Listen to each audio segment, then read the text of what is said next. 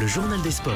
Samuel Etienne. 6h12, on retrouve Jérôme Lacroix pour les sports. Ça va, Jérôme? Oui, ça va très bien et vous, bonjour à tous. À la une ce matin, Jérôme, des pieds et des mains. Des mains bien trop baladeuses, celle du tennisman Maxime Amou sur la poitrine d'une journaliste à Roland-Garros lundi soir, juste après avoir tenté de l'embrasser contre son gré. Tout cela lors d'une interview en direct sur la chaîne Eurosport. Le jeune homme de 21 ans, par ailleurs déjà éliminé du tournoi, ne remettra plus les pieds sur le site du Grand Chelem parisien cette année. Sanction du président de la Fédération française de tennis, Bernard Giudicelli, qui lui a retiré son accréditation. On a des règles et ces règles ont été transgressées. À partir du moment où elles sont transgressées, il y a une commission qui doit statuer. Vous avez eu le joueur ou l'entourage? Non, pas du tout.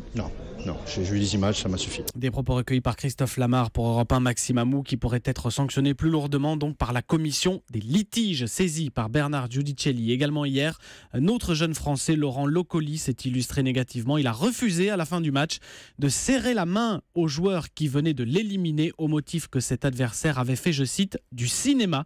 Il aurait simulé des blessures selon le Français. Jo-Wilfried Tsonga est lui en sursis, mais là on parle bien du terrain sportif. Absolument, match interrompu par l'obscurité hier soir et il est mené, Tsonga, 2-7-1 par l'Argentin Olivo, 91e mondial.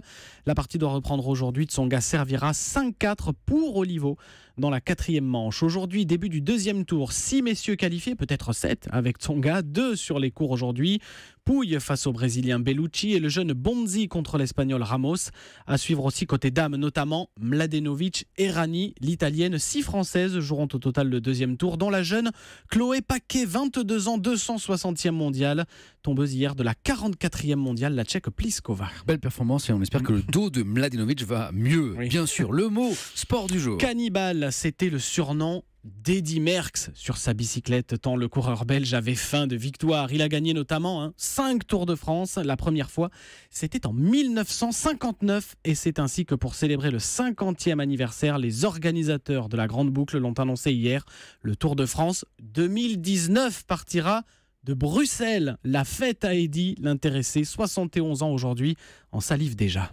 Alors c'est plus qu'un beau cadeau, absolument. Pour moi, ça peut être le Tour de France de mes rêves, puisque c'est d'ici, à côté de Bruxelles, que j'ai endossé pour la première fois le maillot jaune. Et bon, 50 ans après, ce n'est que des beaux souvenirs.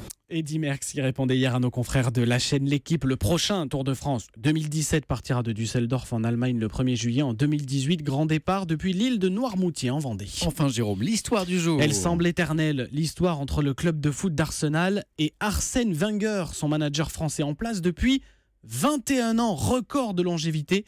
Et ça pourrait bien continuer. Le club doit dire aujourd'hui si l'Alsacien reste à son poste. A priori, c'est oui, malgré le fait que le club a manqué la qualification pour la prochaine Ligue des Champions pour la première fois depuis 20 ans. Suspense donc pour Wenger. Un grand merci, Jérôme.